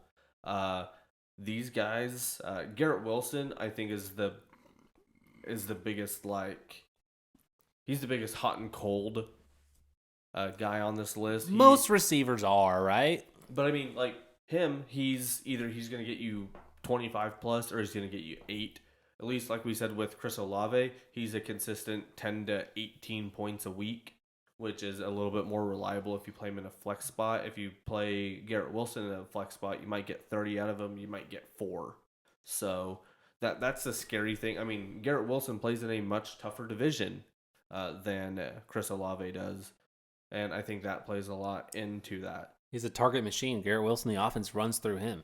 Garrett Wilson is helping me get over the Cooper Kupp injury. I think Garrett Wilson with Breece Hall is a little bit more dangerous just because next season when Breece Hall's in the offense, you got to play run first almost, and then Garrett Wilson's able to find space in the open field, but without him, it's all right, we're going to double Garrett Wilson, who might not just be used to that yet at the NFL level. I mean, getting doubled in college and getting doubled in the NFL is a completely different thing. Chris Olave, like I said, playing in a worse division and playing worse opponents just because based on what their record was the past few seasons, is playing a little bit more favorable defenses. He has worse quarterback play, but like you said, he's a target machine. So the Jets have been way more pass happy than the New Orleans Saints. Yes, I agree with that. And then Christian Watson, like we said, he's really come into his own. He's touchdown machine. He is not allergic to touchdowns. Yes, there you go. That's what you wanted to say earlier. 20 plus points in the last 4 weeks. That he might be a fantasy winner if you have him in your league. Last year's Amon-Ra. Galactic Empire. Take note.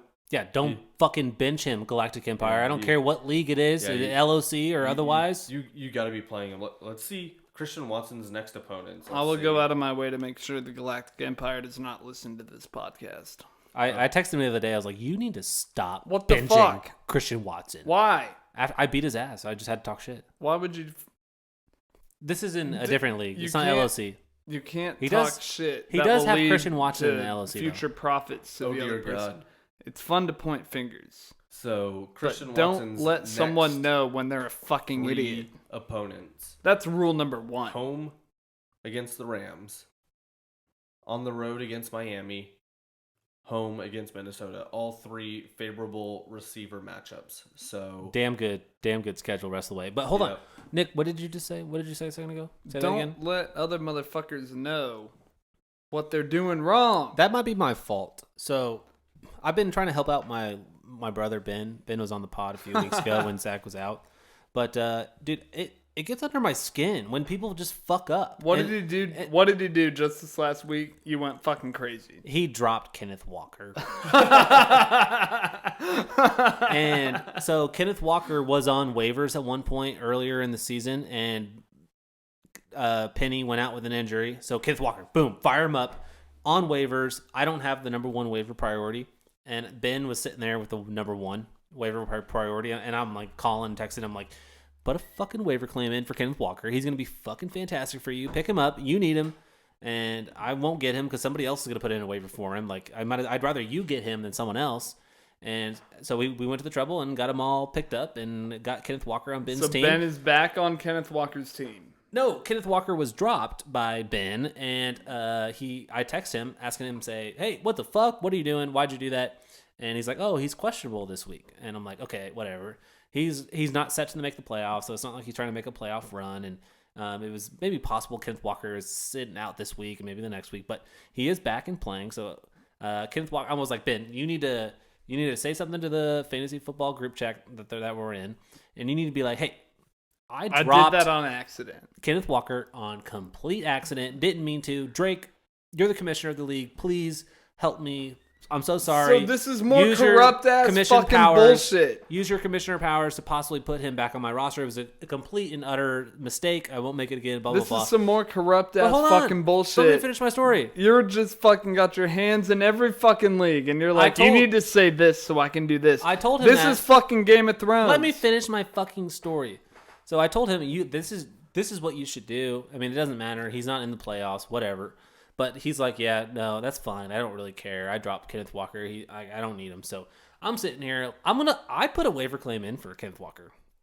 And I'm out of the playoffs as well. How deep does this fucking go? It's the only league that I didn't make the playoffs in. This is so fucking corrupt. But he dropped Kenneth Walker, dumbing, like just shouldn't have. So I went in and You keep saying that. Did you tell Ben under the table to drop Kenneth Walker? No, and let me finish my fucking story. I've got it. I'm a fucking defense attorney. I'm going to clear this up. Let me fucking talk. Please. So Ben dropped Kenneth Walker, and I put in a waiver claim. I'm like, I'm not letting.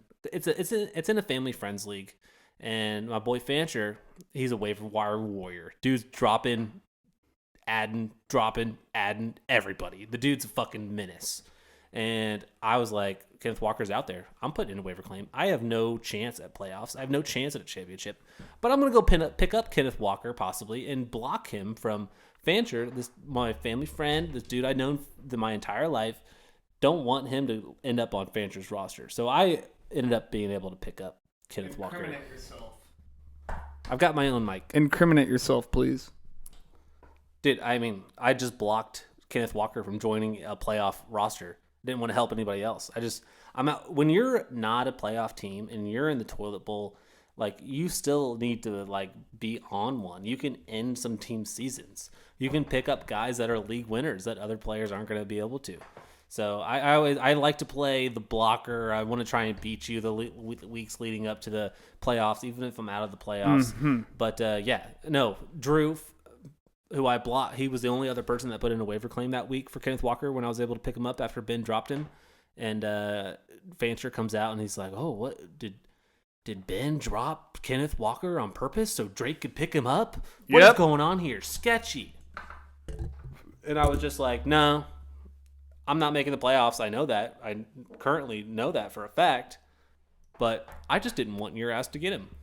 So that was funny. I don't know how that's collusion.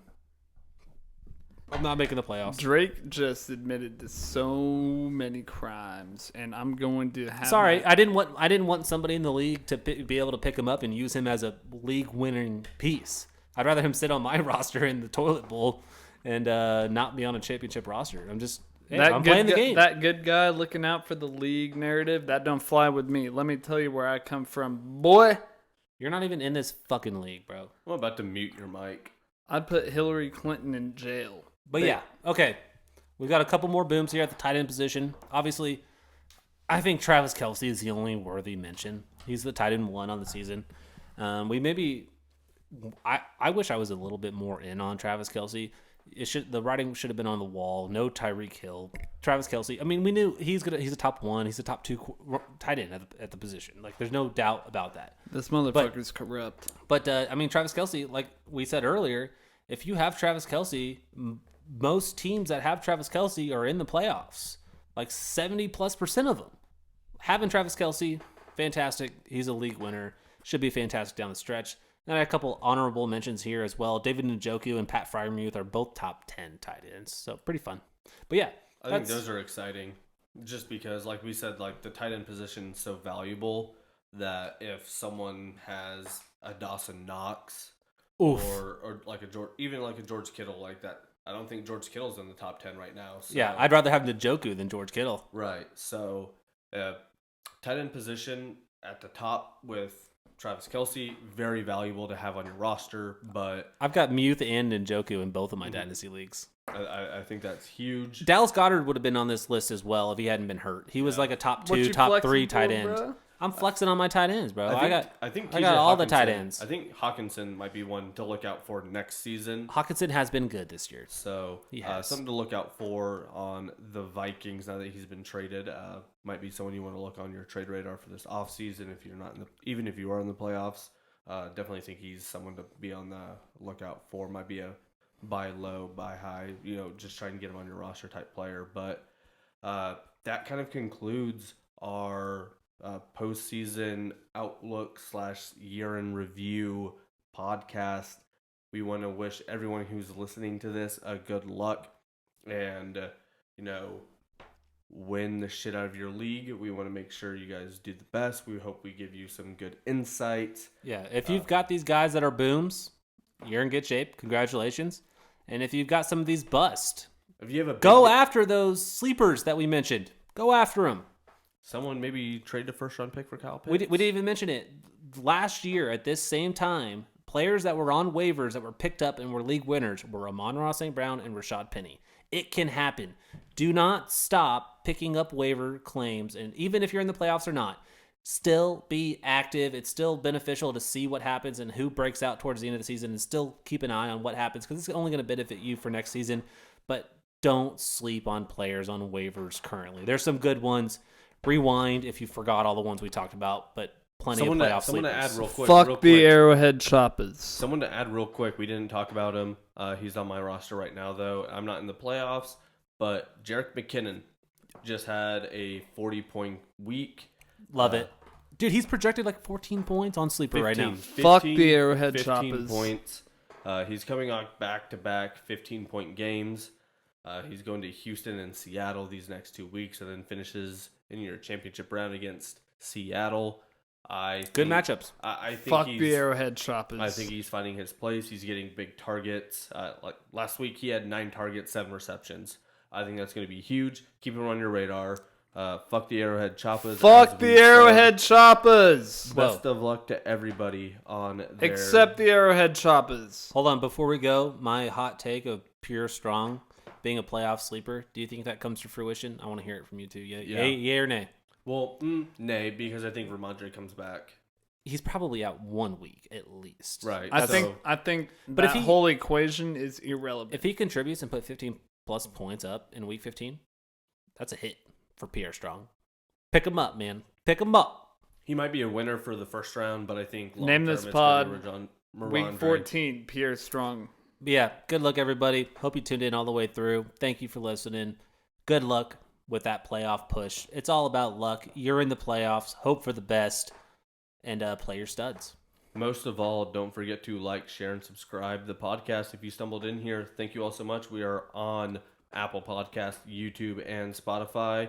Nick, don't talk. Thank you all so much for listening. We'll catch you next time on the Fuck DNZ. the Arrowhead Chop.